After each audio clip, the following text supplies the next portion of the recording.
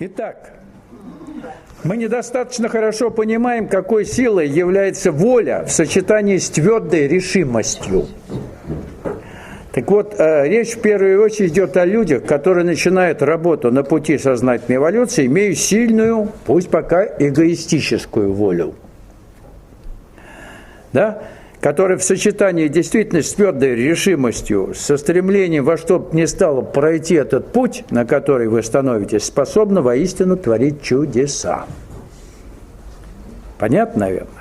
Воля требуется для установления строгой дисциплины для начала повседневного поведения. Знаете, что повседневное поведение должно строго быть дисциплинированным.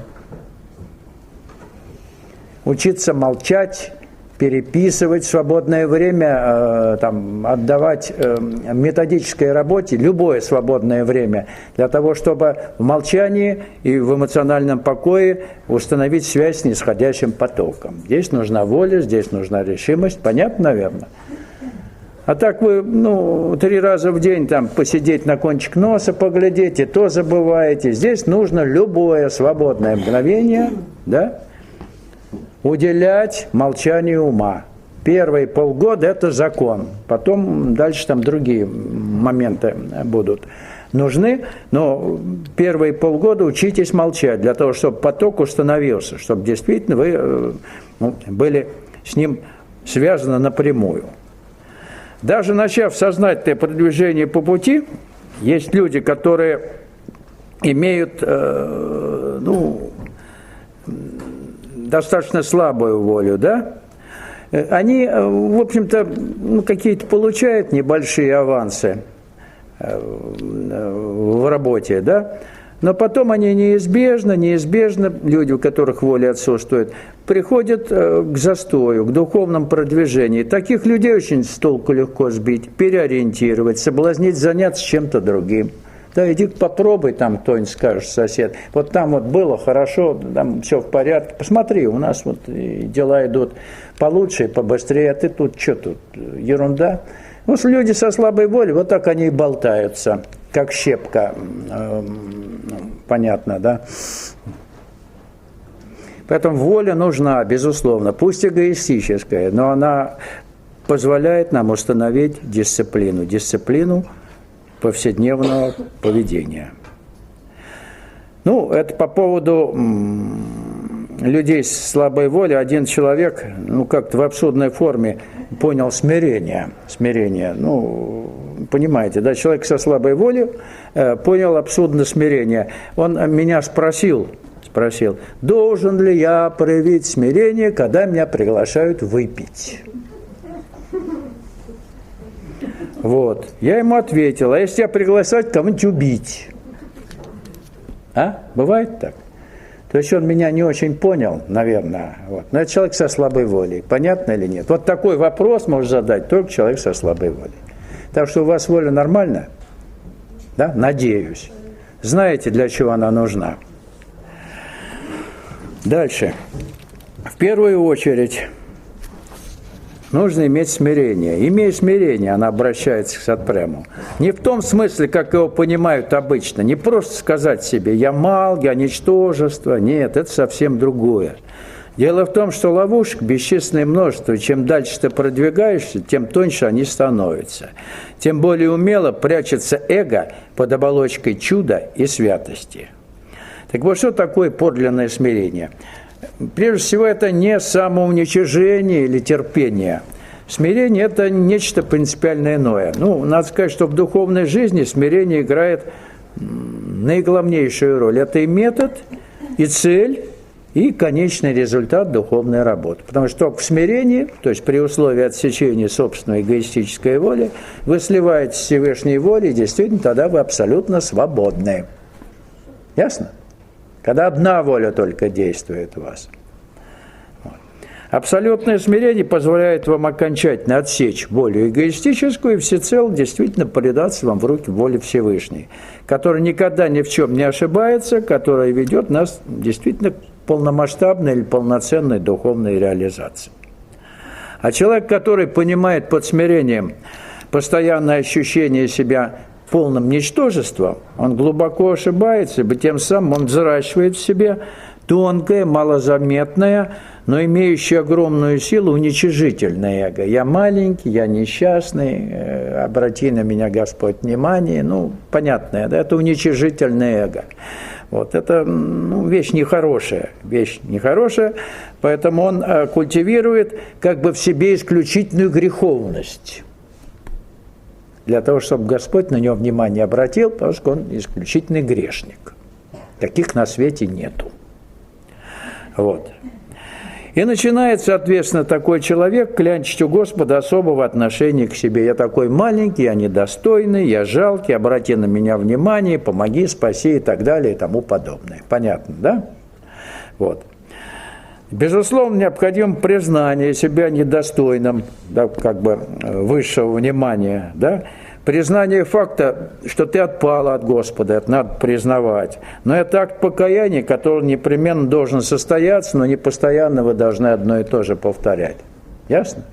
Вот сказали, твердо сказали, что вы идете по пути, что действительно отпал я от тебя, и вот это искреннее обращение к нему, да, оно вообще способно творить чудеса.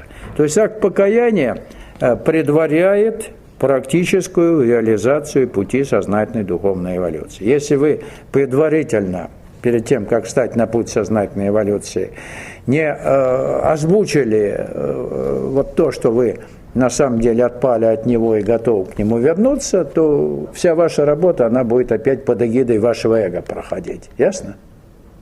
Или не очень? Так вот, что такое практика смирения? Практика смирения предполагает ровное, спокойное, с полным пониманием приятие всего, что с тобой происходит и случается в обыденной жизни. А случается порой много неприятного, и, как тебе кажется, несправедливого и тобою незаслуженного.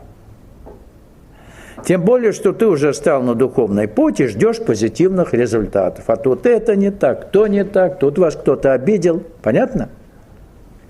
Как бы незаслуженно. Вам хотелось вертикального взлета туда, в облака сразу, и радости, счастья такого внутреннего. А тут вот происходят вещи, которые, в общем-то, с человеческой точки зрения, с точки зрения эго уж точно, мягко говоря, нежелательны. А это обязательно будет. Это будет обязательно. Так происходит подмена смирения терпением. Некоторые говорят, ладно, потерплю, Александр Васильевич сказал, что надо терпеть. Я сказал терпеть в плане сроки не торопить. Вот тут надо проявить терпение в сроках. А смирение и терпение – это разные вещи. Потому что при терпении вы ждете позитивных результатов потом. Сейчас потерплю и ждете хорошего. А если вы смиряетесь на самом деле, то ничего хорошего вы не ждете и плохого не ждете. Просто готовы принять любое, что свалится на вашу голову. Вот это смирение. Господь, что пошлешь, все приму. Понятно? Не ждать ни наград, ни результатов. Вот это смирение. Вот проверяли себя вот на этом, проверьте. Потому что без смирения на этом пути, честно говоря, делать нечего.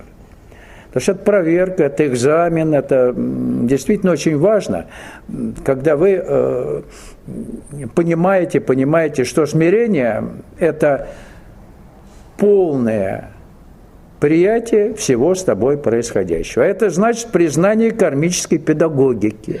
Мудрый кармический закон, имеющий целью во что бы ни стало поставить нас заблудших, вот в неведении на путь истинный, он очень, так сказать, жестко достаточно на первых порах преподносит нам уроки смирения. Понимание, прежде всего, заключается в том, что наше с вами настоящее, вот настоящее, в котором нас как бы обижают, что-то лишают, это наше прошлое, вернувшееся к нам несколько видоизмененным. То есть то самое прошлое, где мы вольны были поступать так, как вздумается, естественно, в угоду собственного эго, в ущерб другим людям, и навязывали тем самым кармические узлы. А теперь надо с этим рассчитаться. Понятно? То есть путь сознательной духовной эволюции использует кармический закон вот в таких, так сказать, благих целях, чтобы дать нам возможность рассчитаться с прошлым. Если вы не будете принимать или не будете исповедовать вот практику смирения, то, в общем-то, все бесполезно. Просто бесполезно. Так вот, чтобы развязать эти узлы кармические, полностью рассчитаться своим греховным прошлым, оно, безусловно, у нас не совсем такое радужное, оно тяжким грузом лежит в нашей кармической памяти, надо просто без ропота, без стенания, без вопросов, абсолютно искренне, то есть смиренно принять как данность настоящее. Вот то, что с нами происходит в настоящем. И, соответственно, поблагодарить Господа за преподанные нам болезненные уроки.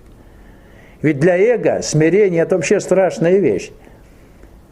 Если эго огрызается, это ему не больно, он просто огрызается. А когда вы смиряетесь, тут по эго такой удар. Как же оно говорит, ну ответь, ну там это, а вы молчите. Представляете? А? Вот как эго надо выжигать. Приняли, поблагодарили Господа, отнял, поблагодарили, не дал ничего, не отнял, благодарите. Что-то дал, ну ладно, дал так дал. То есть радуйтесь, когда отнял. Сложно? Значит, это высшая педагогика. И если вы это принимаете, то это вообще высший пилотаж в духовной работе. Именно в смирении. В смирении происходит отсечение эгоистической воли. Только одна воля в конечном счете должна проявиться, должна руководить вашей жизнью, вести вас по жизни. И только спустя какое-то время, когда вы действительно готовы принять все с вами происходящее с благодарностью, включая упреки, обиды, там, какие-то уколы от людей, вот, не ожидая за это награды, кармический педагог принимает у вас выпускной экзамен. Это все нормально, что его еще долбить? Он все принимает, за все благодарит.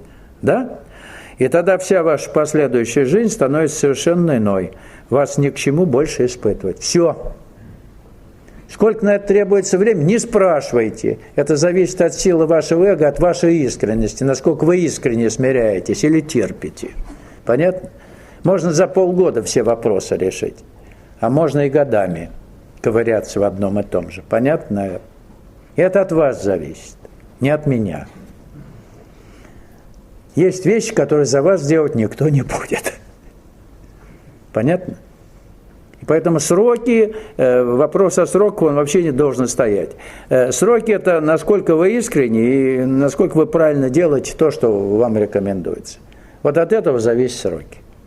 Поэтому не торопите события никогда.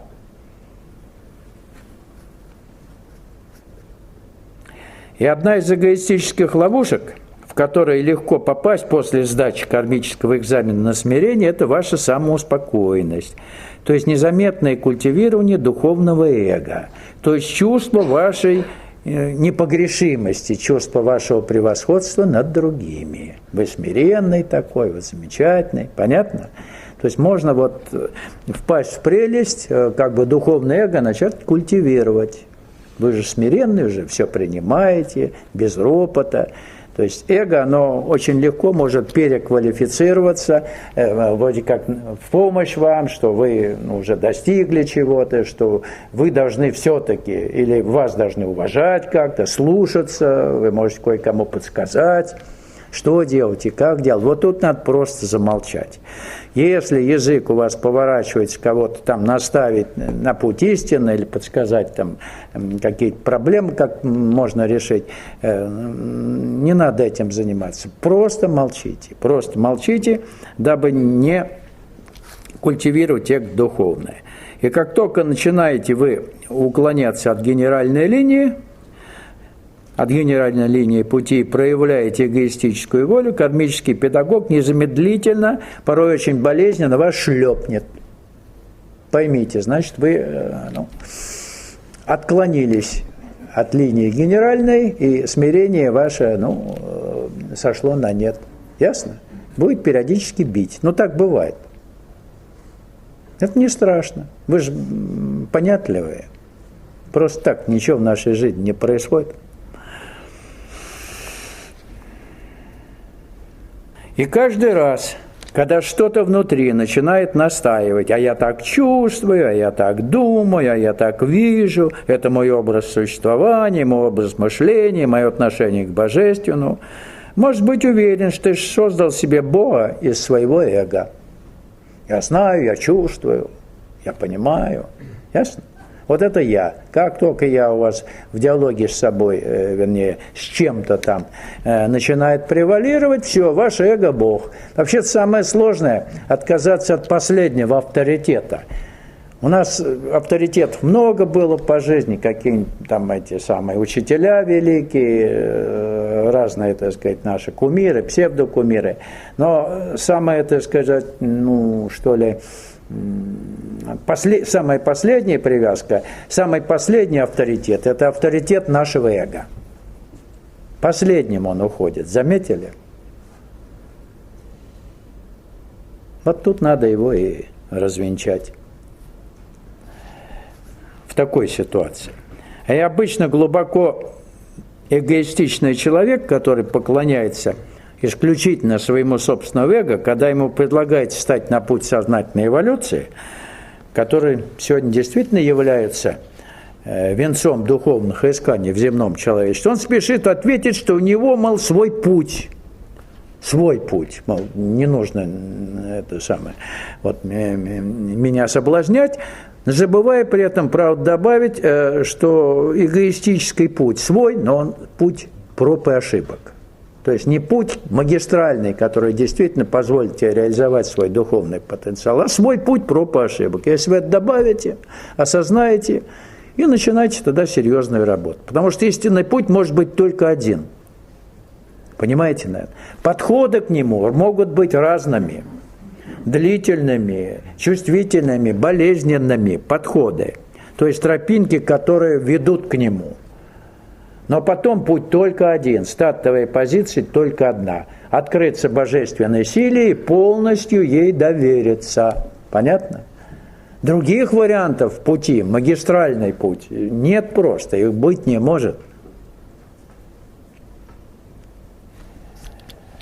Человек, который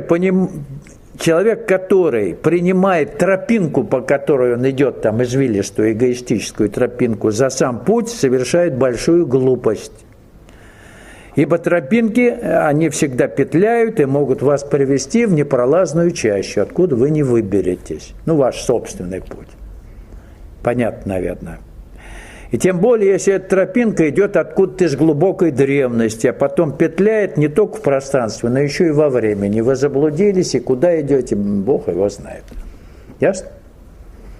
Так что то, что сегодня мы имеем, оно подтверждено практикой. Это то, что вбирает в себя все лучшее практически действенное из того, что было в древности, из того, что есть сейчас.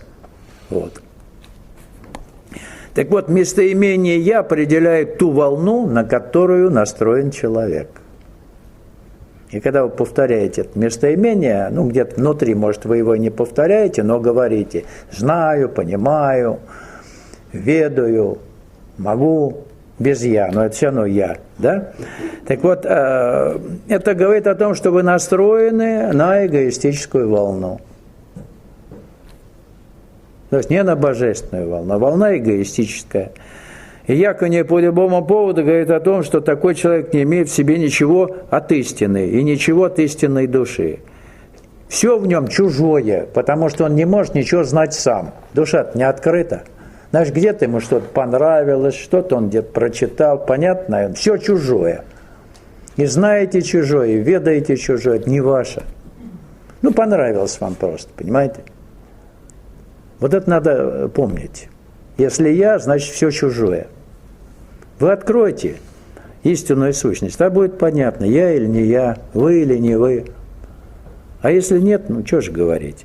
Так вот, в работе на пути сознательной духовной эволюции непременно происходит развенчание многих сторонних авторитетов. Но самым последним авторитетом, еще раз хочу повторить, который мы в конце концов должны перестать признавать, оказывается авторитет нашего собственного «я». И всегда помните формулу «чем меньше я, тем больше Бога». Вот. А путь к подлинному умолению подлинном умолении эго лежит только через смирение. Других вариантов не существует. А без смирения на этом пути делать нечего. Вот круг замкнулся. Говорят, хочу закрыть глаза, чтобы видеть только Его, в смысле Бога, не хочу внешнего мира, но при этом забывают о существовании любви. Это великая тайна, скрытая за сущим и несущим, личным и безличным. Любовь не та, что связывает два предмета или двух существ. Любовь, которая обнимает все. Для человека, ставшего на путь сознательной духовной эволюции, не должно существовать отдельно то, что обычно называется внешним или мирским, и то, что называется внутренней или духовной жизнью. Мирское также должно наполниться духовным. А следовательно, слово «любовь», я сейчас это слово не употребляю, написано было, я просто прочитал, и мать говорит об этом. Вот. Надо говорить о благодати, от радости бытия, которая, в общем-то, лежит в основе всего сущего. Это благодать. Любовь мы понимаем опять, каждый по-своему. Благодать. Вот такая тихая радость, просто существование. Она лежит вообще в основе мироздания, честно говоря. Вот. Только наше искаженное эгоистическое понимание и приятие всего и вся, в общем-то, делают любовь вот той самой, которая сейчас есть, через 5 минут ее не будет, потом она в ненависть превращается, потом опять вроде люблю. Понятно, да? Вот она так сильно варьирует.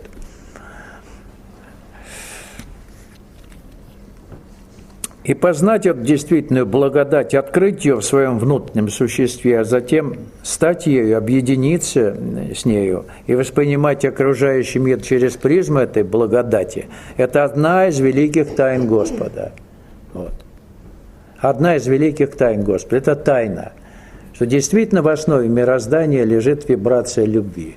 Но насколько она искажена в мире нашем, человеческих существ в частности, мы видим. Мы видим вокруг вот все, что происходит с тем, что называется любовью. Вот поначалу мы действительно испытываем проблески божественной любви или внимания, которые выражаются в сострадании, что ли. Потом мы начинаем потихоньку ощущать ее присутствие в своем сердце, проецируем это во внешний мир, да, вот как бы видим все происходящее уже в свете сострадания или вот той самой тонкой любви, которая действительно болезненной в каком-то отношении является, да, какое-то время. Потому что она еще не в полной мере высвободилась из-под спуда нашей эгоистичности. То есть происходят, в общем-то, интересные процессы перехода к новой жизни, к ощущению благодати, которая всегда была, есть и будет, и пребудет в мире. Но пока мы пребываем в поле эгоизма, она нами не будет ощущаться как действительно благодать. Так что не надо пытаться представить, вот что это за состояние благодати.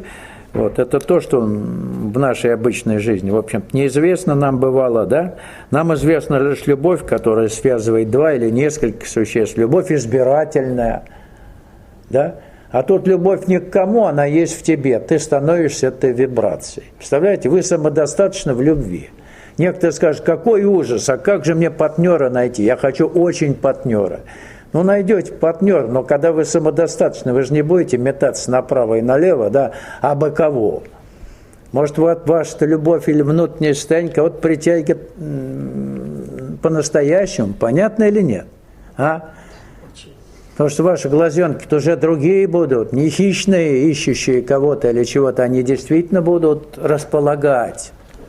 Ваше придет, не чужое, не временное. Это я к тому, что не бойтесь остаться одному или одной, понятно?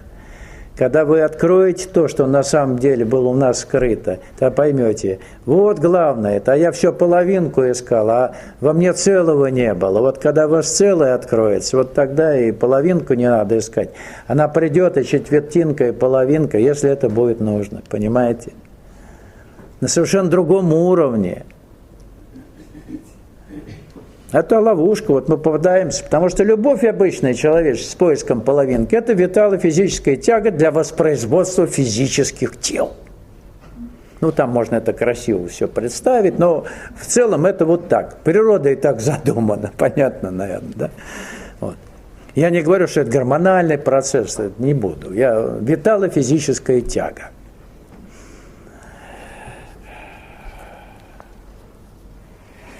И когда у вас действительно проявляется эта благодатная вибрация божественной любви, если хотите, когда нет объекта любви, вот тогда объект – это все сущее. Каждая былинка, каждая полинка, каждая живая тварь.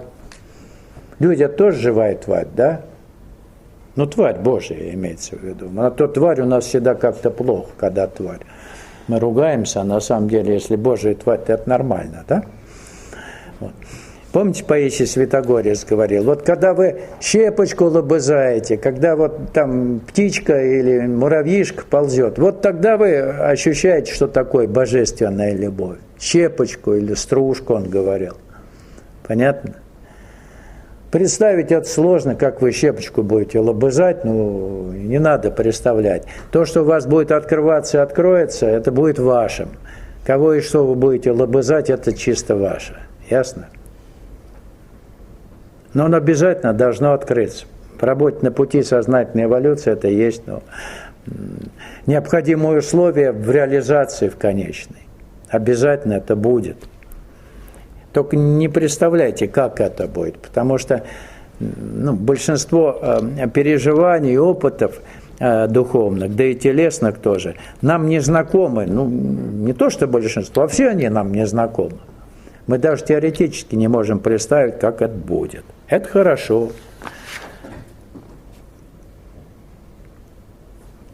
Так что вы становитесь этой благодатью и любовью. То есть не вас любят, не вы любите, а вы – это любовь, вы – это благодать, вы.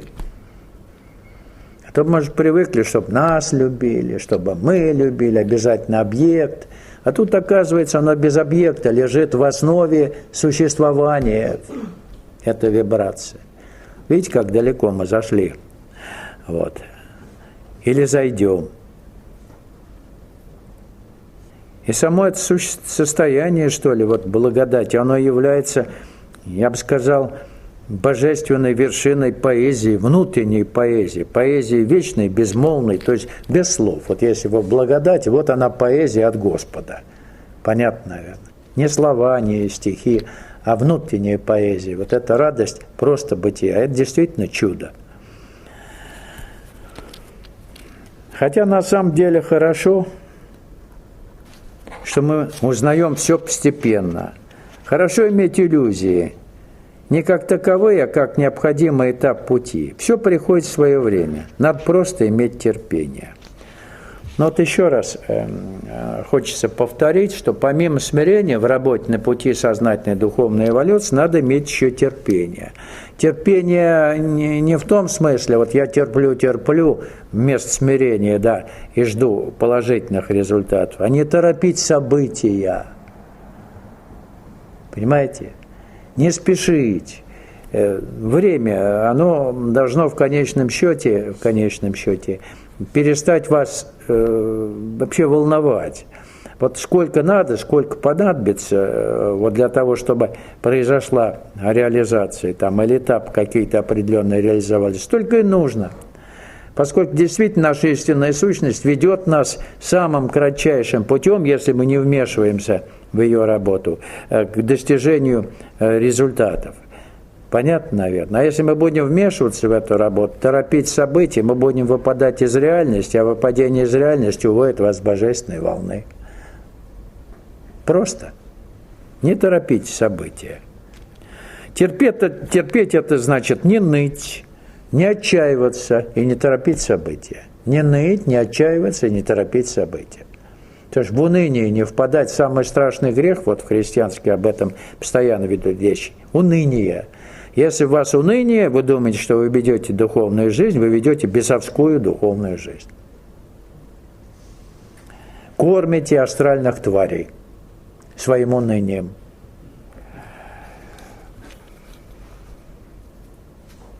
Никаких целей вы не должны иметь, никаких моделей не должны иметь того, что с вами произойдет. Любая созданная в вашем уме модель того, что с вами должно произойти, вот какие изменения должны быть, вы этого ждете, да, вызывает состояние напряженного ожидания. А что такое ожидание? Это опять выпадение из реальности. Вы где-то впереди. Ждете вот то, что вы где-то прочитали, о чем-то услышали, как вам кажется, это должно у вас быть. То есть никаких ожиданий, никаких, так сказать, моментов, связанных с имением цели, какой-то цели, пусть самой благородной, там, духовная реализация, это не должно быть целью. Понятно? В вечности спешить не надо, торопиться тоже не надо, так что все будет в свое время. Ничего не ждите, не торопите события, все необходимое, которое должно произойти, придет в свое время. Ну, конечно, наверное, полезно все-таки видеть перспективу в целом, ну, как некий маяк на пути. Но это должно быть просто сердечное стремление воссоединиться с Господом. Понятно? Сердечное стремление воссоединиться с Ним. Больше ничего. Если оно у вас есть, то никаких целей уже не нужно. Сердечное стремление покрывает все. Это была некая абсолютная неподвижность, исключавшая возможность какой бы то ни было болезни. По сути, не оставалось ничего, кроме неподвижности, походившей на нирвану, но это ничуть не мешало мне совершать все привычные действия. Но действительно, когда вибрации света истины полностью овладевают вашим телесным или клеточным сознанием, то возникает чувство абсолютного покоя, то есть абсолютной неподвижности. Но в этой неподвижности, то есть внутреннем покое, все же ощущается некое бесконечно быстрое вибрационное движение. Это не какая-то звенящая безмолвная пустота, это действительно неподвижность живая.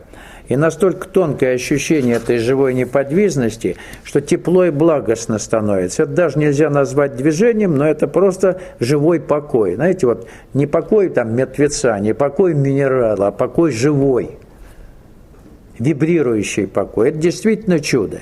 При этом тело ваше принимает энергию ровно настолько, сколько оно способно вместить, сколько оно способно усвоить без нарушения равновесия. И в этом благостном состоянии ты легко и непринужденно совершаешь все привычные действия. Словом, живешь обычной жизнью, но в состоянии фундаментального внутреннего покоя.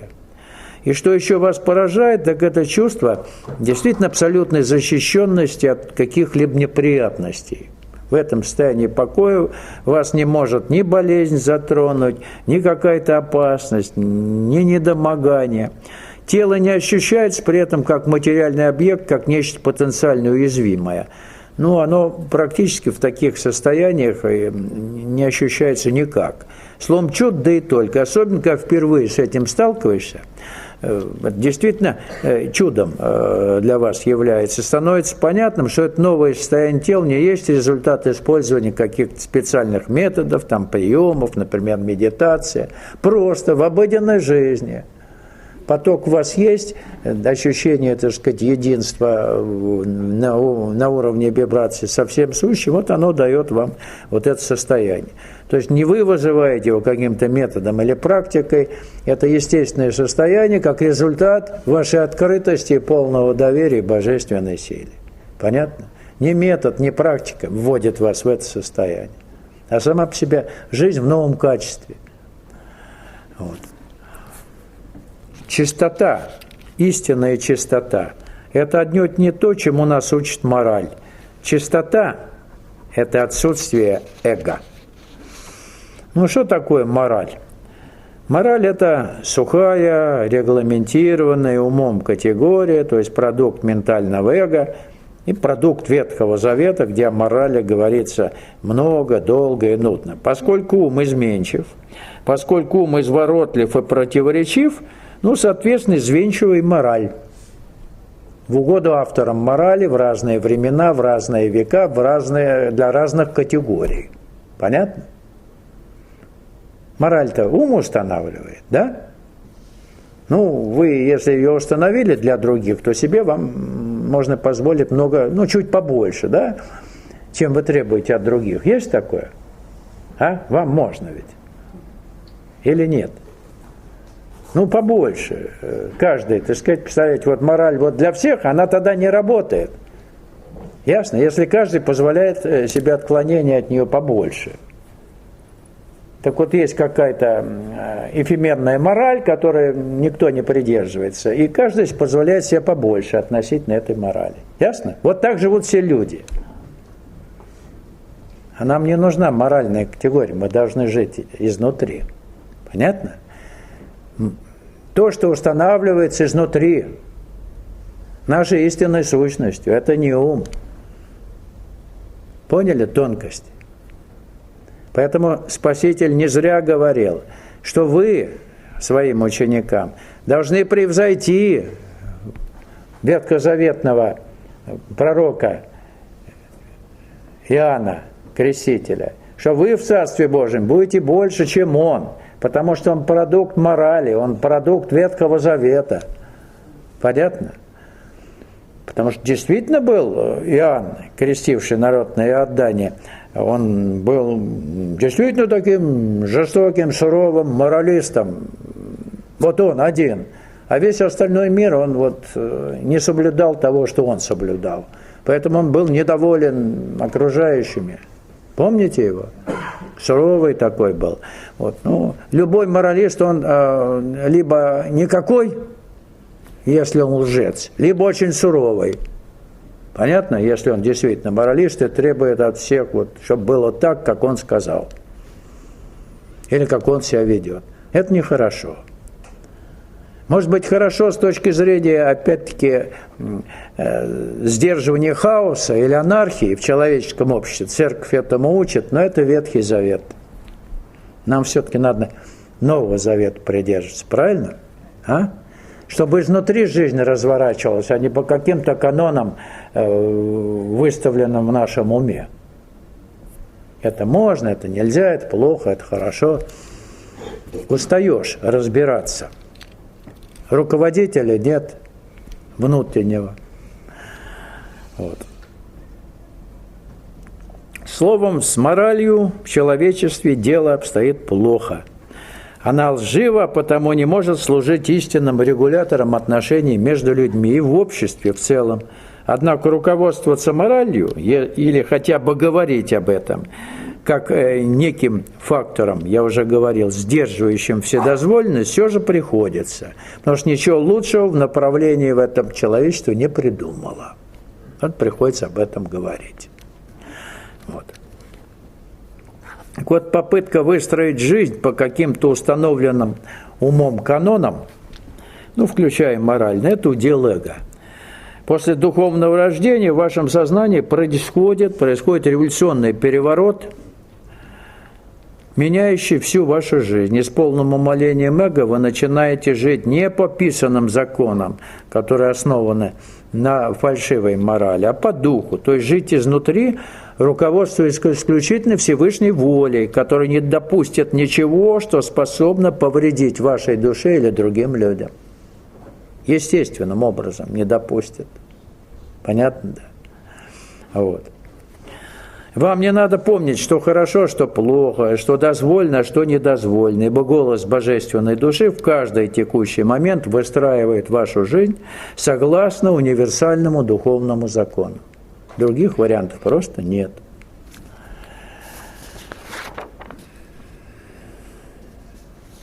Случаи воскрешения людей, по-видимому, происходят, когда они еще не вышли из тела. Не умерли на самом деле, но наблюдается полная иллюзия остановки сердца. Ну, я в этом вопросе тоже не теоретик, поэтому в моей практике я о них расскажу, об этих случаях. 2 случая были фактического возвращения к жизни 2 близких мне людей. Моей мамы и ее родного брата, моего дяди. Оба это случая произошли, когда я уже много лет, более 10 лет, следовал по пути сознательной духовной эволюции. И действительно, энергетика высшего порядка дает возможность в ряде случаев вновь запустить работу сердца при его внезапной остановке. Если сердце останавливается, его можно запустить. Не электрошокерами, не какими-то там стимуляторами, а просто рукой. Вот. Вот первый случай, это случай с моей мамой. Ей было тогда 72 года, она неудачно упала, получила перелом лодыжки. Произошло это дома, и мы вызвали скорую помощь, чтобы отвезти ее в больницу. И я попросил приехать, чтобы помочь ее транспортировать с 4-го этажа там, на скорую помощь сына своего. И там произошла очень одна интересная история, которая действительно спасла ему жизнь. Перелом мамы, перелом лодыжки спас жизнь моему сыну. Мой сын должен был поехать в одно место, передать то, что он там должен был передать.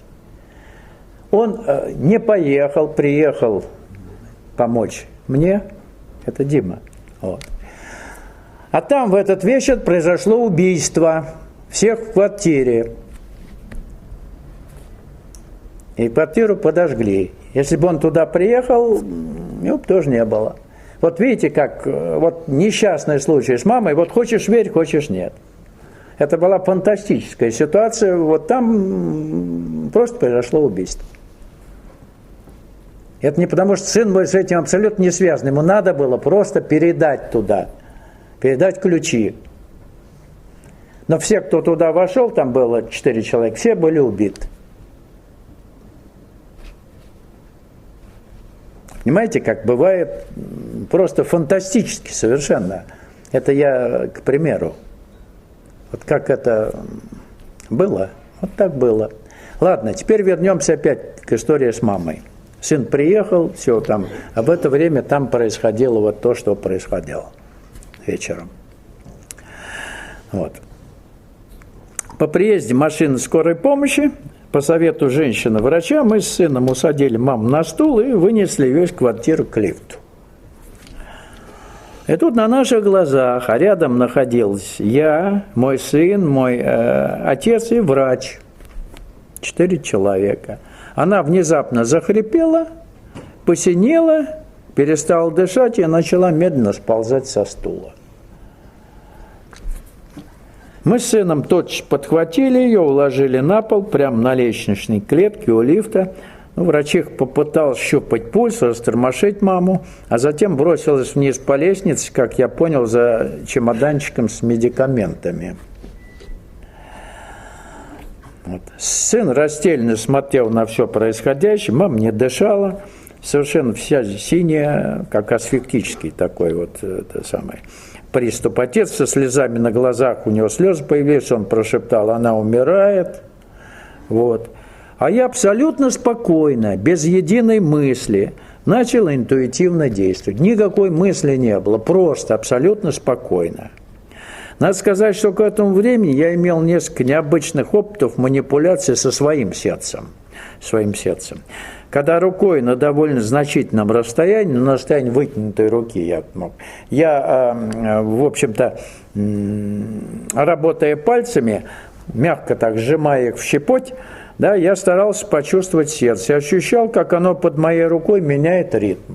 Вот так, как будто там какие-то лучи щупальца, и его придавить можно его отпустить. То есть ощущения были очень интересными. Я просто экспериментировал. И, как я понимаю, это был, наверное, своеобразный энергетический массаж сердечной мышцы. Так вот, в случае с мамой я, стоя над ней, я не опускался никуда, на большом расстоянии я стоял, она лежала, я начал такие же действия, так же район сердца, и что интересно, что оно прямо под рукой заработало, я ощутил пульсацию. Под рукой, на расстоянии. Синюшность тотчас прошла. Тотчас мама открыла глаза и непонимающе глядела вокруг. Что она тут лежит, непонятно было ей. К этому времени врачиха поднялась на лифте, 4-й этаж, с медицинским чемоданчиком в руках, и, увидев маму ожившей, чего она впоследствии, как мне призналась, не ожидала, она думала, что тромбоэмболия, тромб и асфиктическая смерть. Вот. Удивилась и обрадовалась, естественно, потому что если умирает больной, который живой по другой причине, так сказать, была вызвана скорая на руках у врача скорой помощи, этот случай требует разбирательства. Очень не любят врачи скорой помощи вот таких, ну, нехорошая ситуация. И тут она очень обрадовалась. Вот. Мама жила, ну и мы так немножко тоже обрадовались. Вот. Она после этого еще 10 лет почти прожила. Понятно? После этого случая. Так вот, трудно сказать, сколько времени у нее сердце не билось, но это были минуты. Ни одна, ни две, ни три, ну побольше, судя по всему. Я время не засекал. Да, 10 лет после этого случая она прожила. Вы можете возразить, может, я в какую-нибудь карму вмешался. Да нет, нормально. Я без мысли, я никого не хотел спасать. Я попробовал, получилось. Не получилось бы, ну, что же делать. Понятно? Вот так получилось. Вот. А другой случай, он был несколько другим. Ну, не несколько, а вообще другим. Это мой родной дядя, мамин брат. Он проживал вдвоем с женой. Оба они были уже в преклонном возрасте, в то время ему было 75 лет, и я часто их навещал, и чем мог, помогал. Своих детей у них не было, благо я работал где-то в получасе езды на троллейбусе, на Профсоюзной, они жили на Севастопольском проспекте, я в обеденный перерыв часто садился на троллейбус, к ним приезжал. И как-то днем перед самым обедом мне вдруг звонит дядина жена на работу, звонит и с дрожью в голосе сообщает: «Саш, приезжай, Сергей умер». Ну, для меня это было полной неожиданностью, поскольку он ничем серьезным не болел, и ничто не предвещало скорого печального исхода. Но все бывает, и я особо-то и не торопясь поехал к ним домой. Ну, умер так умер. Прикидывая в уме, что же в этом случае надо последовательно предпринять, там, вызвать скорую, потом милицию, ну, все эти процедуры. И, войдя в квартиру, я увидел следующую картину. На диване, вытянувшись под одеялом, лежит дядя, бездыханный, совершенно бледный. Мама была синюшная, он совершенно бледный, просто совершенно бледный, дыхания нет, вот по виду я смотрю, нет совершенно. Вот. В лице и в руках не кровинки, и веки плотно сомкнуты. Ну, труп. Тетя сказала, что она где-то с полчаса его звала, теребила, но все было без толку, а потом позвонила мне. То есть где-то больше часа, наверное, прошло, пока я приехал к ним. Ну, я взял руку, пульс не прощупался, приподнятая рука просто свободно падала. Там можно было и догадаться, что это так. Я было потянулся к телефону, чтобы вызвать скорую для констатации смерти. Такой порядок существует. Но почему-то не стал этого делать, а подошел к дивану, где он лежал. Не стал звонить. Вот. И мои руки сами начали веерообразными движениями над ним колдовать. У меня не было ни единой мысли, я был опять-таки абсолютно спокоен. Ну, просто стал делать то, что, ну, слово «надо», есть не подходит. Я уже действовал как некий инструмент, просто вот такими круговыми движениями. И спустя какое-то время, но недолгое, я почувствовал, что в теле затеплилась жизнь. Просто почувствовал. И лицо его не то что порозовело, но перестало казаться мертвым. Есть маска смерти, вот когда мимика полностью отсутствует, а тут мышцы заработали, мимика появилась. Мимика. Мимические мышцы, они ожили. Вот. И, наконец, он порозовел немножко и не перестал лицо казаться мертвым. Наконец, он с трудом открыл глаза и, увидев меня, удивился. Ну, не меньше удивились и мы с тетей, которые удивились, в общем-то, несостоявшейся смерти. После этого он прожил еще 5 лет, и как он умирал, теперь уже на самом деле тоже было интересно. Он у меня умирал дома, спустя 5 лет, ему за 80 было. ну, где-то 81 год. Вот. Я его взял после смерти тети к себе.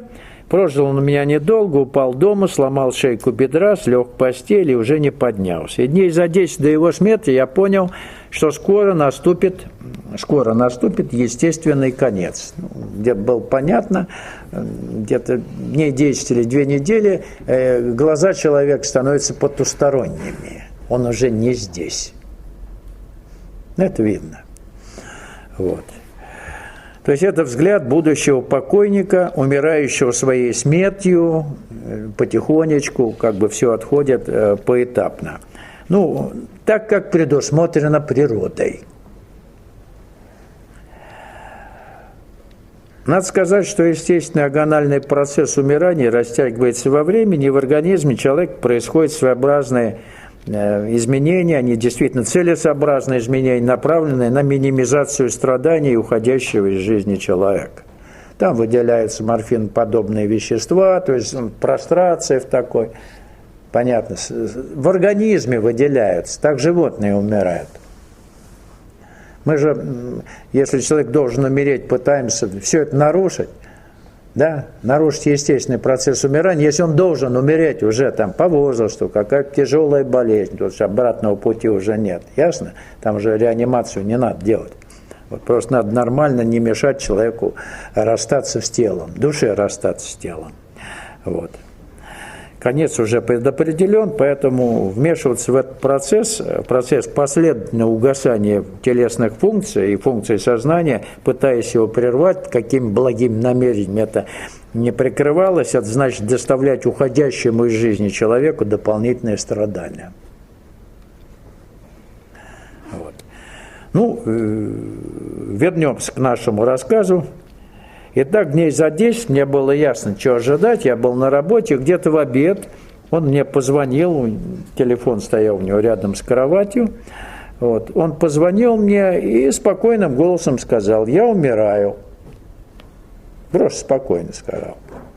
Вот я, естественно, тотчас домой помчался, застал его покойно лежащим на постели с полуприкрытыми глазами. Он меня увидел, кивнул мне, дескать, хорошо, что я успел. Вот, я пытался было с ним заговорить, вот, но он остановил меня и тихо прошептал: «Не мешай». Я взял руку его и стал молча гладить ее. Затем тело его несколько раз глубоко вздохнуло, вытянулся, перестал дышать. Все, уход состоялся. Было все очень просто. Естественно. Вот и все. Позвонил, сказал, я приехал. Не мешай. Эта вот фраза, она меня поразила. Что я буду разговаривать? Он уже уходит, все, вот последний это всплеск. Ему хорошо, он не страдал. Он просто позвонил и сказал, чтобы я не удивился, если приеду, его не будет. Он не сказал, приезжай, он сказал, я умираю. И все. Вот так. А 25 мая 2011 года со мной случился весьма странный опыт, который укрепил меня во мнении, что наше бренное физическое тело, пребывая в новой энергообменной среде, способно демонстрировать психофизические чудеса.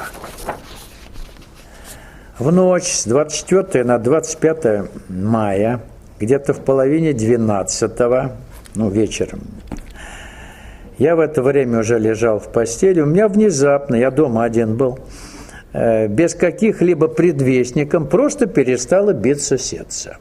Перестало и все, не бьется. Ни аритмии, ни тахикардии, ни мерцалки не было, вот есть мерцательная аритмия. Вот просто оно не бьется. Мы-то чувствуем себя комфортно, когда оно бьется, а когда оно не бьется, дискомфорт. И вот я как бы немножко пришел в себя, дискомфорт, сердце не бьется, это дискомфорт был. Оно привычно бьется, значит бьется, а вот когда не бьется, дискомфорт.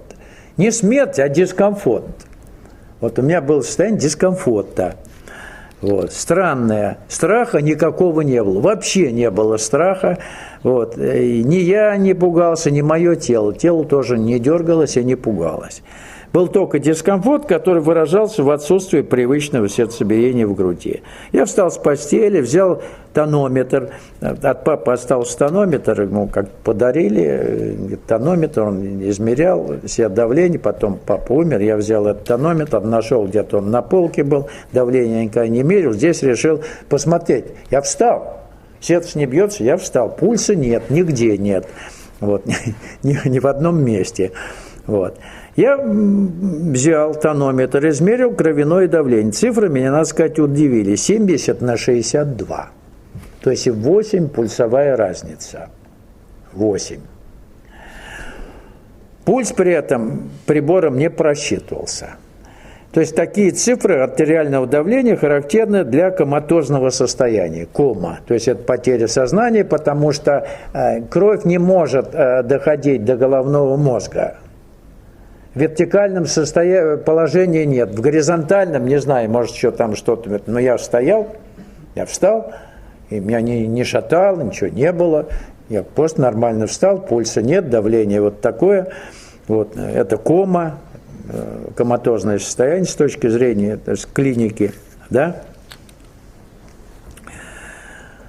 И как ни странно, я чувствовал себя совсем неплохо. Походив некоторое время по комнате, я снова лег в кровать, пытаясь заснуть, но сон долго не приходил.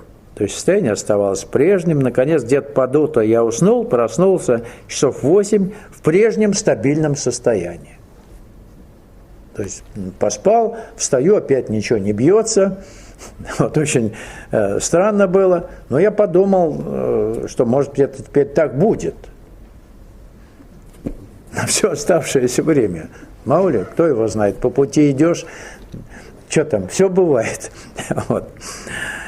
Так вот, я начал собираться на работу. Надо было идти на работу. Вот, я выпил 2 чашки крепкого чая, жутчайше крепкого. Думаю, может, что-то там заработает, кто его знает. Может, навсегда, может, все-таки будет работать, запустится. Дыхание да.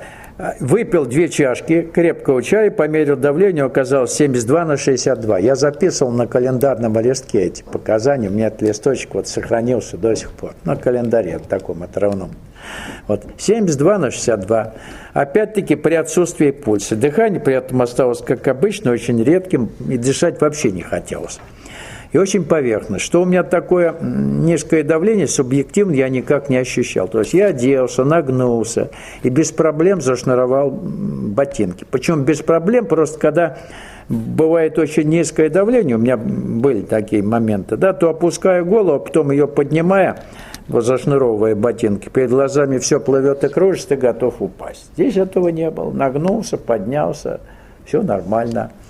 Вот. Все в порядке.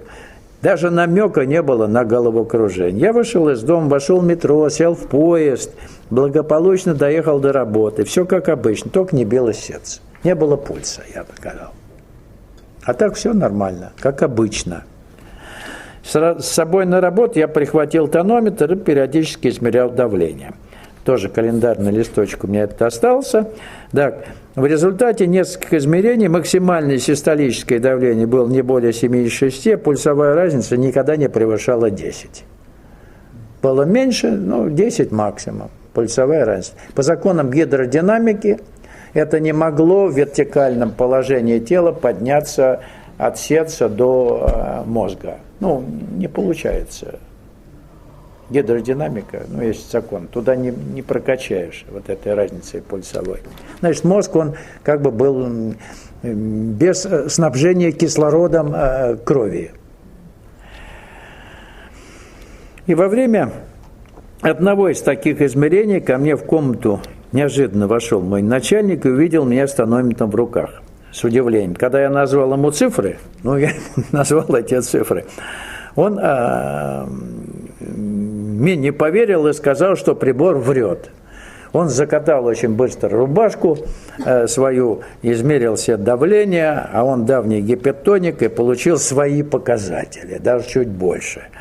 Тогда он очень осторожно стал предлагать мне обратиться к врачу. У нас на работе был кабинет врачебный, можно было пойти к врачу, вот, или пойти домой с сопровождающим. Он насчет скорой помощи не говорил, вот, ну, как-то он побоялся, он видит, я нормально себя чувствую, если бы я тут лежал, хрипел, не знаю, там охал, ахал, я нормально сижу, ну, домой сопровождающий, то есть мне надо было выправить, потому что если бы я помер на работе, это проблема. Видите, вот на работе умер. Ну, я ему сказал, что я чувствую себя неплохо, но домой пойду. Сейчас пообедаю, я взял с собой там баночку с обедом, вот, ну что, зря что ли приносил, поем и пойду домой. Вот. Благо я ночь плохо спал, пойду домой, думаю, там посплю нормально. Просто требовалось отоспаться. Ну, я домой приехал, лег в постель, тотчас уснул. Вот. И по пробуждению, это было около 7 часов вечера, в состоянии никаких изменений, дискомфорт по причине отсутствия сердцебиения уже так не беспокоил, состояние становится привычным. Я уже приготовился к тому, что теперь это навсегда. Ну, может, так надо. Я же вопросов не задавал, хорошо это или плохо. Вот. Часов 8, чтобы не нарушать привычный ритм жизни, я решил заняться силовыми упражнениями со штангой. Все приготовил, поставил там все эти инструменты. Вот. Сделал 2 полноценных подхода с такими оптимальными весами. Никаких изменений в состоянии при этом не произошло. Но для 3-го подхода я вес увеличил. И при выполнении его вдруг все в одно мгновение восстановилось, сердце и привычно заработало. Все. То есть это продолжалось состояние 22 часа. То есть 22 часа не было сердцебиения. Вот такой странный был опыт. Вот. То есть опыт проживания в коматозном состоянии продолжался почти сутки. Вот. Безусловно, что в данном опыте энергетическое питание действительно осуществлялось, я так понимаю, непосредственно из источника над головой, чистая энергия, в общем-то, по канальцам кундалини подходила к клеткам тела, в том числе к клеткам мозга, поэтому никаких видимых нарушений функций организма не наблюдалось. Так вот, какие же физиологические механизмы поддержания жизни могут быть задействованы, я уже не говорю о своем случае, я не говорю о связи с той энергией, которая по канальцам кундалини доставляется, о нашем с вами, так сказать, варианте. Да? Я вообще говорю, что при внезапной остановке сердца в период так называемой клинической смерти происходит. Вот хотелось, чтобы вы тоже знали, мало ли что там бывает, понятно, да? Если вы окажетесь в ситуации, когда надо кому-то помочь. Так вот, оказывается, что в нашем организме есть резервная система поддержания кровообращения. Ненадолго. Роль резервного насоса, то есть резервного сердца, выполняет портальная вена печени. Это короткая, большого диаметра, с толстыми мышечными стенками вена. При внезапной остановке сердца, энергично сокращаясь, способна какое-то время поддерживать в горизонтальном лежащем теле слабый кровоток. Слабый, но все же позволяющий насыщать кислородом клетки мозга. Какое-то время, там, может быть, минут 5, не знаю. В горизонтальном положении. Ни в коем случае не поднимайте человека, он должен лежать горизонтально. И не вливайте в рот воды или там еще чего-то. Потому что у нас имел место случай в моей практике расследования авиационных происшествий, когда командиру корабля в полете стало плохо, ему дали таблетку и дали запить его водой. И у него произошел рефлекторный спазм голосовой щели, и он умер в полете. Ну, утопили его стаканом воды. Вот. Так что работает эта портальная вена и позволяет на какое-то время поддержать кровоток в головном мозге. Понятно, да? Есть вот такая штучка. Вот. А гибель клеток мозга приводит к необратимым последствиям в организме, уже к биологической смерти.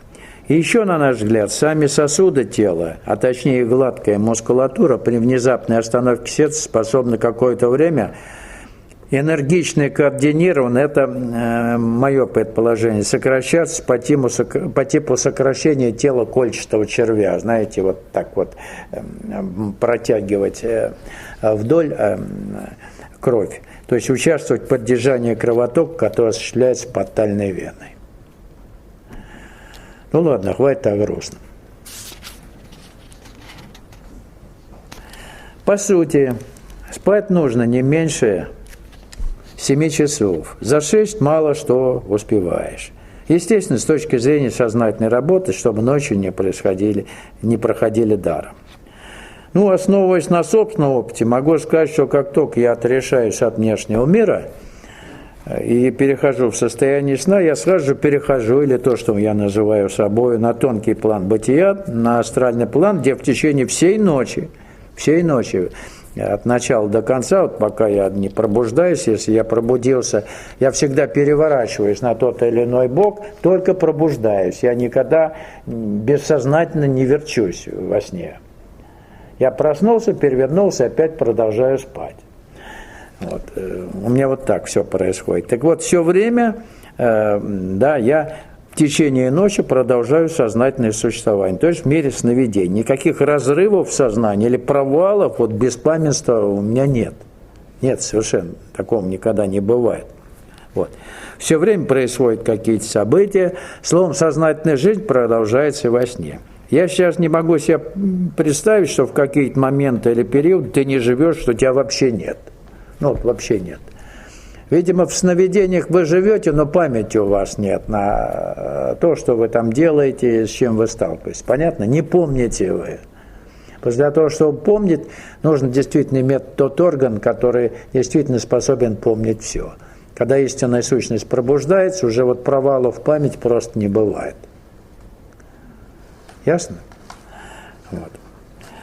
И в сновидениях ты абсолютно не вспоминаешь о земном существовании. Вы заметили или нет? И так хорошо в сновидениях, вообще-то, иногда. Ничего не болит там. Я имею в виду тело. Оно там не присутствует в сновидениях, тела нет. Физического вот нашего тела его нету в сновидениях. То есть теряется связь с материальным миром. Так что нас еженочно приучает к неизбежному расставанию с телом. В сновидениях происходит, естественно, много необычных по земным меркам событий, но ты там тоже ничему не удивляешься. Там такие фантастические вещи бывают, а вы не удивляетесь. Не удивляетесь только по пробуждению, если вы помните, думаете, боже мой, какая вроде как чушь. А там не чушь, там все логично. Вот, такие интересные вещи. Вот. Те люди, которые говорят, что они не видят снов или видят их крайне редко, либо во сне пребывают в нирване, то есть их уносят куда-то над головой, они просто покидают астральные планы, вообще тело физическое, связь не имеет с ним. Либо просто не помнят сновидений по причине разрыва сознания из-за слабого развития истинной сущности. То есть из-за слабой связи с ней. Вы не помните. Ну, бывает такое. И спустя примерно полгода после духовного рождения, когда наша истинная сознательная сущность становится хозяином, у меня наступил период, который продолжался около месяца. Около месяца продолжался период, когда я не мог понять, сплю я или бодрствую. Очень странное было состояние в течение месяца. Ну, я не знаю, наверное, месяц, может, больше, но не меньше. То есть реальности тонкого и физического планов бытия настолько стали неразличимы, что мне казалось, что я вовсе не сплю. То есть продолжается одна единственная, не имеющая разрывов сознания жизнь. То есть где сон, где сновидение, где реальная жизнь физическая, я не мог, все одинаково. В ощущениях было просто одинаково. Восприятие было абсолютно одинаковое. Вот. И постепенно острота моего ощущения одинаковости и того и другого, она спала, эта острота, но просыпаясь утром, я с нетерпением ждал ночи, что как можно скорее отправиться в мир сновидений, где продолжалась, надо сказать, сознательная духовная работа в условиях кардинально отличных от земных, порой экстремальных и необычных условий, но условия безумно интересные. И я понял, что сновидение для нас, ну, для тех, кто идет по пути сознательной духовной эволюции, это своеобразный тренажер, где мы можем оказываться в тех условиях, которые в земной жизни, ну, просто невозможно придумать, а нам надо что-то проработать. Вот там мы оказываемся в ряде ситуаций, в которых надо правильно поступить. Ясно? Правильно поступить с точки зрения, понимать, что такое правильно поступить, да? Не дергаться, не суетиться, а принять правильное решение. Тренажер. В самых необычных условиях вас ставят в какие-то, так сказать, там ситуации непривычные, которые невозможно воспроизвести в земной жизни, вы там должны правильно себя повести или поступить. Видите, как очень важен мир сновидений, где тоже происходят сознательные какие-то ваши действия, потому что вы в конце концов идентично должны быть в плане сознательности, что в земной физической жизни, что в мире сновидений. То есть, чтобы не было разделения, что в сновидениях вы ведете себя бессознательно, паникуете, там, прячетесь от кого-то, что-то боитесь. Все должно быть одинаково уже. Понятно? Вот это важный момент. Одинаково с вашей стороны. То есть вы должны быть сознательным сновидением полностью. Если до духовного рождения сновидения вспоминались урывками, то теперь они видятся целостными. Если раньше в сновидениях ты был заложником ситуации, был не в состоянии их изменять, ну, где-то бежал от кого-то, прятался, и очень радовался, когда вдруг просыпался, и думал, ой, слава Богу, это сон. Ну, бывает так. В теле оказывался, пощупал себя, ой, это сон. Вот. То теперь, с некоторых пор ты уже не побитый пробуждаешься, ты в прямом смысле становишься хозяином положения, ты можешь позитивно менять ход нежелательных событий. Это замечательно тем, что подавляющее большинство негативных событий нашей физической жизни предварительно формируется или проигрывается на тонком плане бытия. И сознательно меняя их направленность в сновидениях, мы способны обезопасить себя и своих близких от ряда потенциальных опасностей. Ясно? Вот они там формируются, не случайно же вещи сны существуют. Понимаете, да? Если вы правильно поступили, повели себя в сновидении, вы, в общем-то, соблюдаете технику безопасности определенную. Не даете возможность проявляться ряду вещей, которые могли бы вызвать нежелательные, на следующий день или там через день нежелательные последствия. Понятно, да? А то мы так к сновидениям относимся наплевательски. Вообще-то это серьезная вещь. Очень серьезная вещь, потому что это продолжение нашей жизни. Ясно ли нет? Вот того, что мы называем собой. Не провалы, не урывками что-то. Это продолжение сознательного существования должно быть.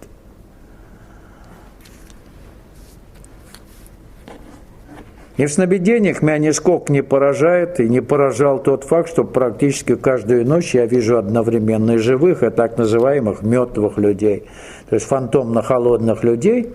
Могу видеть знакомых и незнакомых, все они живут и действуют по какому-то причудливо написанному сценарию, но это нисколько тебя не удивляет. В сновидениях ты воспринимаешь это нормально. Интересно, что в видении во сне уже умерших людей, вот, а я понимаю во сне, то есть помню во сне, что они умерли, вот, нисколько не связывает тебя с физическим планом, где их уж точно нет, да, я понимаю, что они есть. Оба плана, физические и витальные, настолько тесно переплетены в сновидениях, что разделить их практически бывает невозможно. Я их вижу, и в общении с ними я как-то, если не то, что в общении, вот это холодные фантомы, ты понимаешь, что этих людей нет. Это некие холодные фантомы. Они холодные, безжизненные.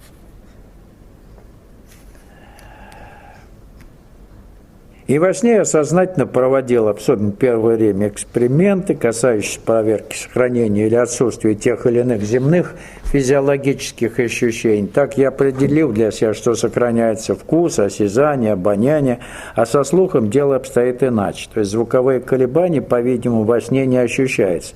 То есть речь формируется, воспринимается где-то внутри. Общение идет на невербальном уровне. Вот. А что касается анализа событий, прошедших во сне, то заниматься этим категорически не следует. В противном случае вы станете прямым заложником ситуации, в которой вы попадаете во сне, и можете стать марионеткой астральных сил. То есть анализ сновидений парализует живую жизнь. Когда вы начинаете анализировать, а к чему бы это, а что может произойти, просто никак не анализировать, оставить этот вопрос без внимания. А спать действительно по времени нужно столько, сколько требует ваш организм. Мой организм 7-8 часов требует. Меньше, если я сплю меньше, я чувствую себя не очень хорошо. Тело дает о себе знать, оно не очень хорошо чувствует, когда оно не отдохнет. Вот. И если у вас есть свободное время, вас клонит ко сну, то не боритесь с этим состоянием, прилягте, это всегда полезно, если есть свободное время.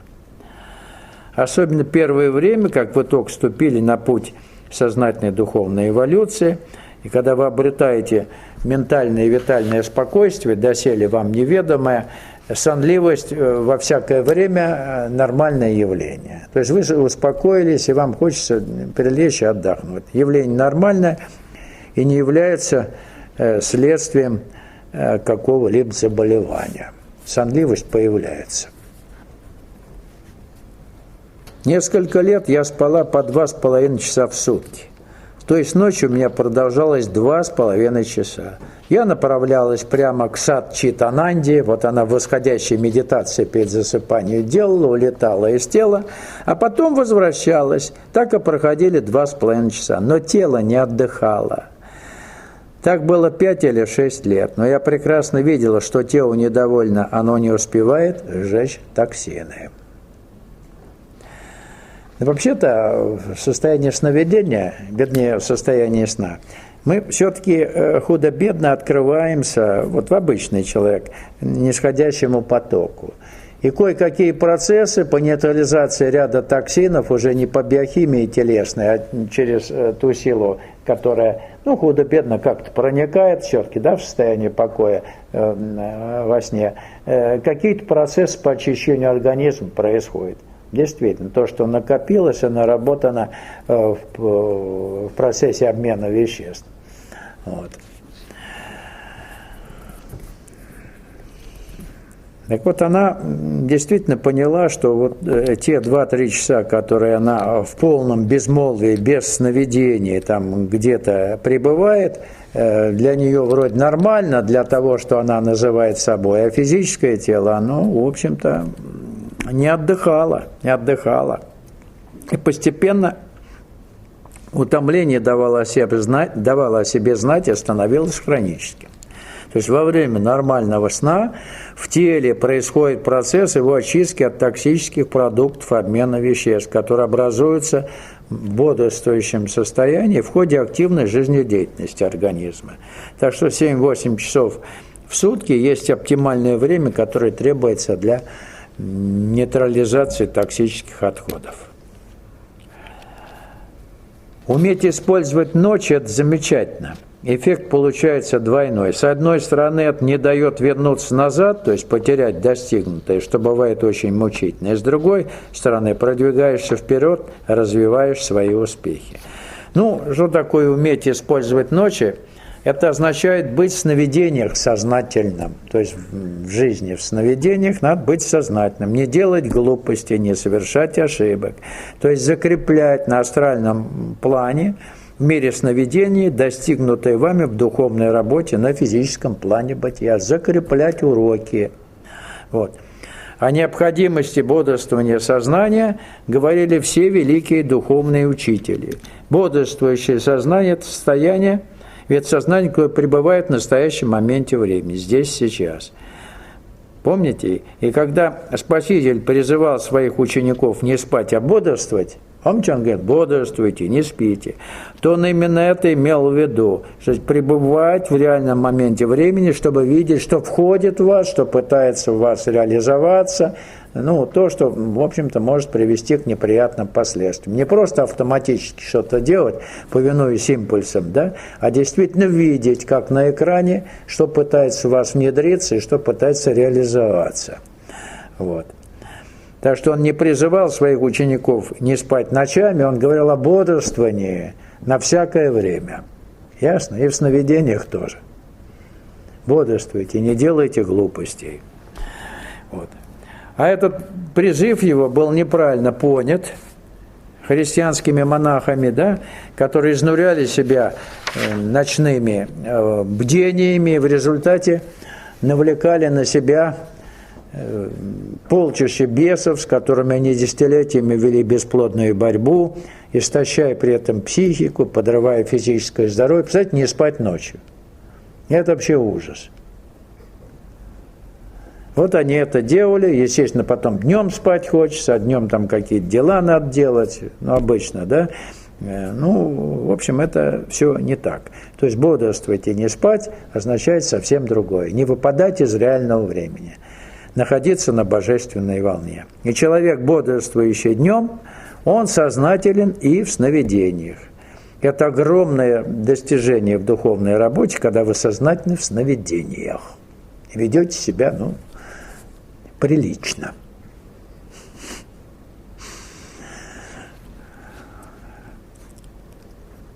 Я давно поняла, ночью совершается действие, ни образа, ни символы, ни картинки, это действия, но происходят они не на человеческом уровне. Так вот, до тех пор, пока мать спала в нирване, вот туда куда-то удалялась, да, где происходит, да, она не видела сновидений. Для нее сам факт появления действий, вот после засыпания в сновидениях, для нее он был неожиданным. Она начала понимать, что действительно это не какой-то мираж, не какие-то галлюцинации. Там действительно ты погружаешься в мир, где совершаешь определенные действия, в определенных условиях, в определенном окружении. Вот. Происходят действительно необычные, порой просто фантастические события, но они реальные. Мы-то думаем, что сновидение – это что-то нереальное, но на самом деле это реальные вещи. Вы же там переживаете, плачете, да, порою.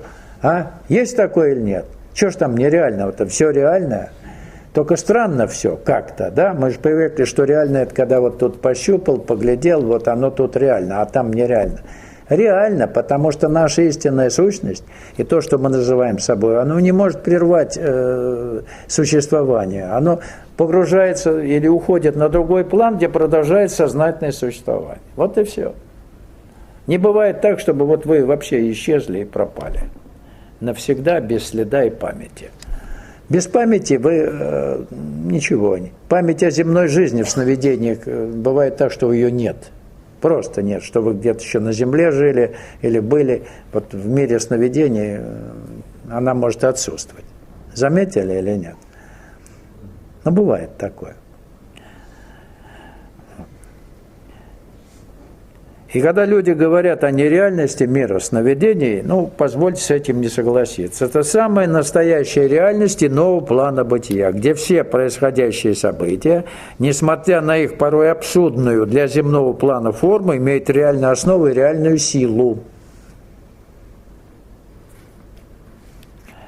Когда ты находишься в сновидении, то, что бы там ни происходило, это не кажется тебе абсурдным. Только после пробуждения, вспомнив сон, ты осознаешь его необычность. Только после этого. А так там ничего абсурдного нет, нормально.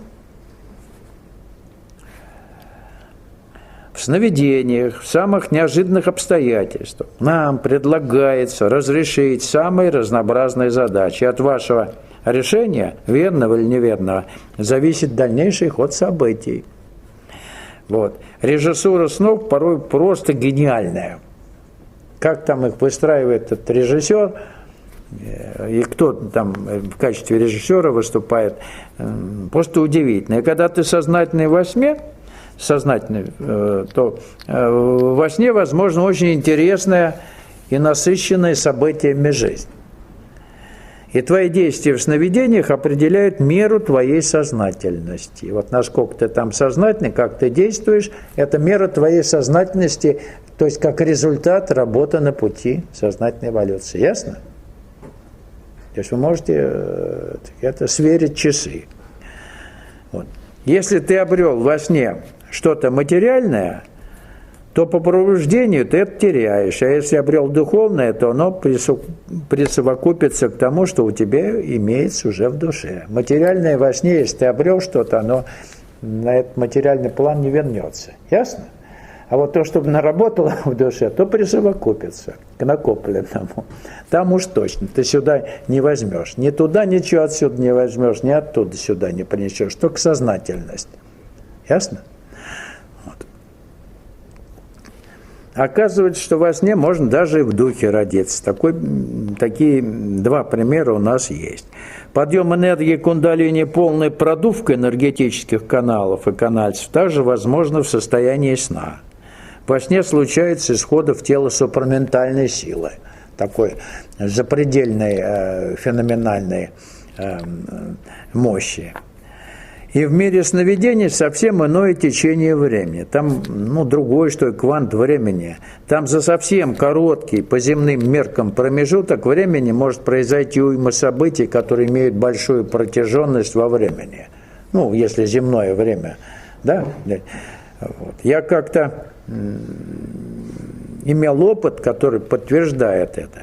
Так за 5 минут до пробуждения, до звонка будильника. Я когда-то еще заводил будильник, сейчас я вообще забыл, когда я это делал, но вот я 5 минут вижу, там осталось, я погружался в сон, и там со мной происходило множество событий. Я куда-то ехал, да, останавливался, где-то беседовал, гулял, вновь куда-то ехал, а все 5 минут. Зазвенел будильник, а я там прожил, наверное, или проехал столько, что потребовалось здесь, наверное, там полдня. Вот такой интересный феномен. Там другое время, другое течение времени, просто. Но оно течет тоже каким-то образом. Вот. И еще я заметил один интересный факт, и до сих пор он имеет место быть. По приезде в другой город, в другое место меняется атмосфера и режиссура сновидений. Вот там другой режиссер, как будто там сменился режиссер, и сновидение какому-то по другому сценарию, отличному от того, который дома. Очень странно тоже, да? И впечатление такое, что сменили режиссера, который затрагивает совсем иные пласты вашего сознания. То есть в разных городах свой репертуар сновидений. Это я тоже заметил. Вот.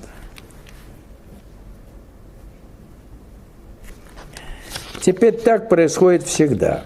Если я вижу или слышу ужасы, безобразие, отрицание божественной жизни, сквозь безобразие проступает чудесный огонь. Он нейтрализует действие зла. Без зла, без ужаса не было бы и великолепия реализации. Вот о чем она здесь говорит, это довольно странная вещь, что когда ты видишь непотребство и мерзости, творящиеся вокруг, а спасибо за это в первую очередь телевидению, они нам демонстрируют мерзости, на каждом шагу, по любому каналу, да? Практически по любому. Вот. И наблюдаешь полное отрицание божественной жизни, то не удивляешься, не впадаешь в пессимизм. Ибо осознаешь настоятельную необходимость всего происходящего как данность свыше. Вообще-то. Это просто должно быть. Просто должно быть для того, чтобы в поле противоположных начал, а есть помимо мерзости еще что-то нормальное в людях, возникала необходимая эволюционная напряженность, которая способствует огранке души. То есть в нейтральном поле духовная реализация или духовное развитие, накопление просто невозможно. И вот сегодня, что происходит в земном человечестве? Очевидный прогресс. Прогресс в чем? что мы видим, что зло или невежество, или демонизм все более являет себя, и светлое начало, противоположное началу, тоже являет себя. То есть два противоположных начала, они начинают проявлять себя ощутимо, зримо и видимо. Ясно? Вот в этом прогресс. Если раньше это было нечто, почти единое, аморфное, то теперь идет растягивание по полюсам.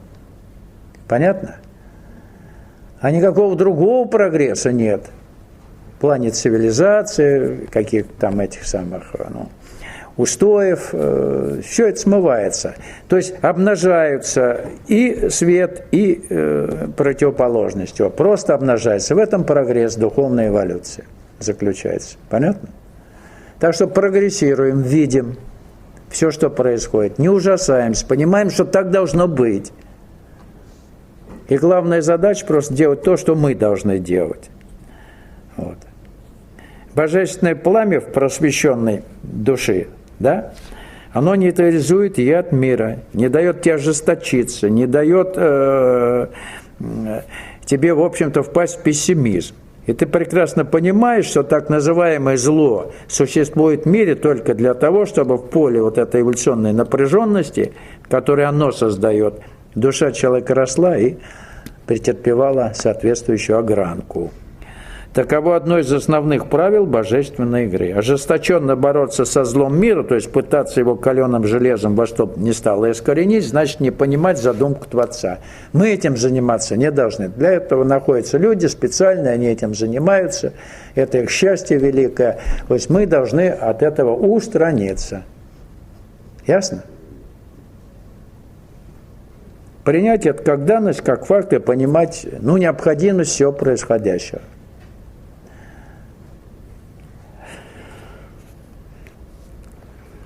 И только тогда, когда ты обретаешь полноту божественного бытия, в результате, естественно, работы на пути сознательной духовной эволюции, то в этом бренном, здесь, на земле, в этом бренном физическом теле, когда ты это обретаешь, тебе становится окончательно ясно необходимость, еще раз подчеркиваю, существования зла на земле на данном этапе эволюции человечества. Его повсеместное проявление не позволяет человеку убаюкаться и уснуть в своей эгоистической малости. Оно побуждает к росту души. К росту в душе такой силы, которая чудесным образом способна нейтрализовать действие зла. То есть то, что возгорается в вас и исходит от вас в новом качестве, является еще и способом нейтрализации этого самого зла. Ты не знаешь отвращения к миру, не чувствуешь неприязни, антипатии к нему. Ты взираешь на все, с некоторых пор с добрым юмором и состраданием, ибо знаешь истинные причины всего происходящего и правильный вывод, что в конечном счете должно состояться.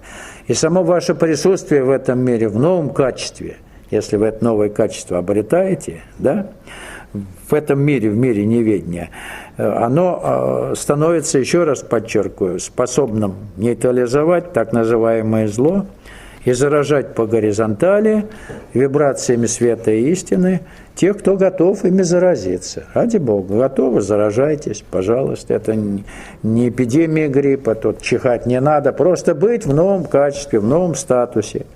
И в связи с этим будет уместно вспомнить слова Серафима Саровского: «Спасись сам, и вокруг тебя спасутся тысячи». Так что спасайтесь и спасайте. Все, спасибо за внимание.